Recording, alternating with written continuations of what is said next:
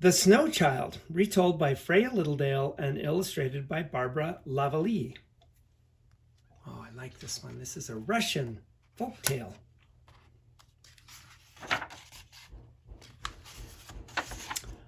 Once upon a time, in a faraway village, there lived an old man and his wife. They loved one another dearly, but they were unhappy because they had no children. On a cold winter day, when the first snow lay deep on the ground, the old couple stood at the window. The children of the village were playing outside. Look at them. They have their sleds and snowballs, and look at all the snow on the houses. It looks like fun. They were building a snowman as big as a giant. And when the snowman was finished and the children had gone, the old man turned to his wife. "Why don't we go outside and build a snow child?" he said. "Why not?" said his wife. "We can make a little girl." So they went out to the garden and set to work. Slowly and carefully they shaped the snow. They made a little body with dainty hands and feet. They rolled a ball of snow and shaped the head, and then they carved the mouth and eyes with a tiny twig. The snow child was perfect as she could be. Her dress was trimmed with icicles, and her hair was made of willow branches covered with frost. "The snow child is so beautiful," said the old man. "How I wish she was real," sighed his wife, and she bent down and kissed the child's lips. No sooner had she done this than the snow child came to life. Her lips turned pink, warm breath came from her mouth, and she looked at the old couple with the eyes of a real child. When she moved, she first moved her head, and then her arms, and then her legs. "Look," cried the old man, "she's alive." The snow child smiled, and then she spoke. "I am child of the snow, and I come to you as cold winds blow." "Our wish has come true," said the old woman. "Yes," said her husband, "at last we have a little girl of our own." And he took the snow child in his arms and carried her into the cottage. The old couple had never been so happy. The old man told stories, and the old woman sang songs, and the snow child danced around the room. That night the old woman made up a little bed with a warm woolen blanket. "Come," she said, "it is time to sleep." But the snow child shook her head. "I cannot sleep here," she said. "I must always sleep outside." "You will be too cold," said the old woman. "Oh no," the snow child laughed. "I am never too cold." And out she ran into the garden. Every night she slept there on a bed of snow. And every night the old couple looked out of the window to make sure their little girl was safe. The moon and the stars shone down upon her, and they could see that she smiled as she slept. All is well. During the long, cold winter, the snow child played with the village children. She showed them how to make many things out of snow. Horses, a carriage, a beautiful palace. Oh my goodness, this looks like fun. At last spring came and the sun warmed the land. Birds returned from far-off places, and the buds opened in the garden, and the children of the village were glad. They danced and they sang in the sunlight, and they called to the snow child, "Come, come, play with us." But the snow child would not go. She hid from the sun and sat in the shade of the willow tree or in a dark corner of the cottage. "What is wrong?" said the old woman. "Are you ill?" said the old man. "Nothing is wrong," she answered. "I'm fine." Yet the snow child grew sadder and sadder as the days grew warmer. Her lips lost their color, and she seemed thin and weak. Then one morning, when the last of the snow had melted, she came to the old couple, and she kissed them both. "I must leave you now," she said. "Why?" they cried. "I am a child of the snow. I must go where it is cold." "No, no," they cried. "You cannot go." They held her close, and a few drops of snow fell on the floor.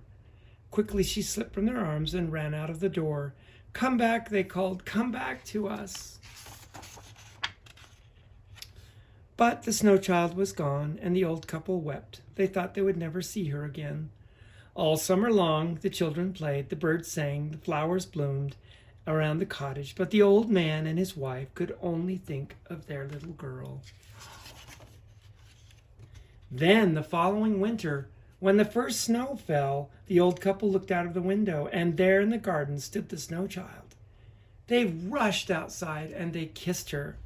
The snow child smiled and then she spoke. I am a child of the snow, and I come back to you as cold winds blow. The snow child stayed with the old man and his wife all through the winter, and then when spring came she left once more. But the old man and his wife were no longer sad. They knew their snow child would return to them every winter forever after. Oh, this is a funny story. This is the Berenstain Bears. That stump must go. And see how Papa Bear's hooking onto the stump with the chain and the tractor? I don't think this is going to end well, because usually when Papa Bear gets a tractor or something like that, it doesn't work out very good. Oh, ouch!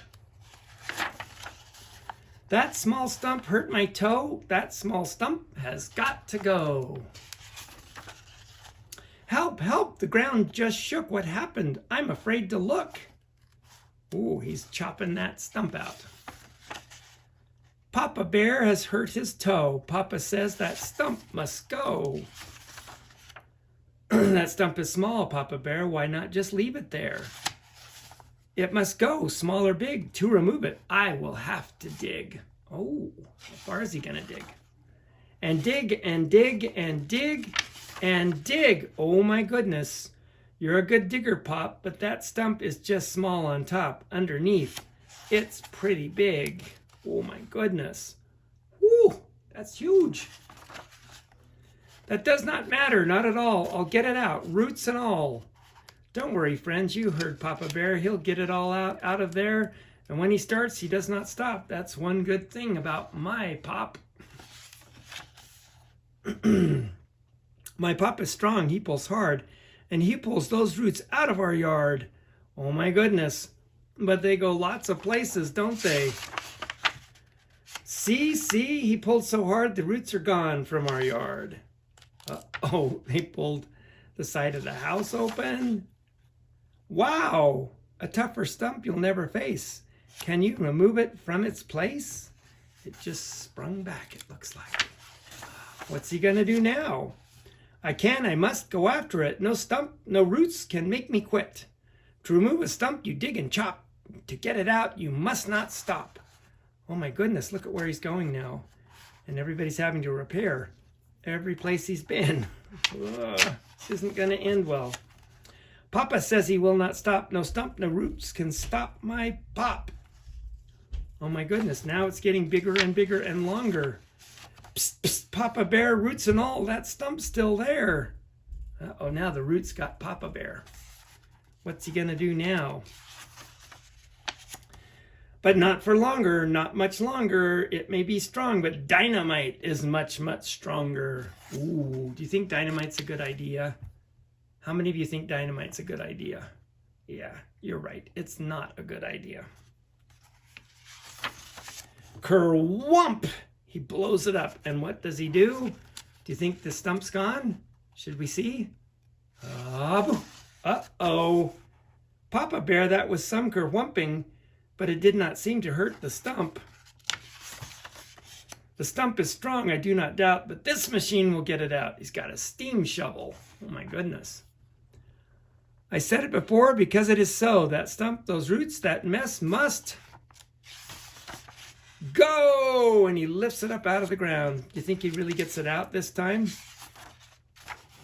Oh my gosh, it's tied to everything in the neighborhood. Pop did it, Ma. Isn't that good? He removed that stump from the neighborhood.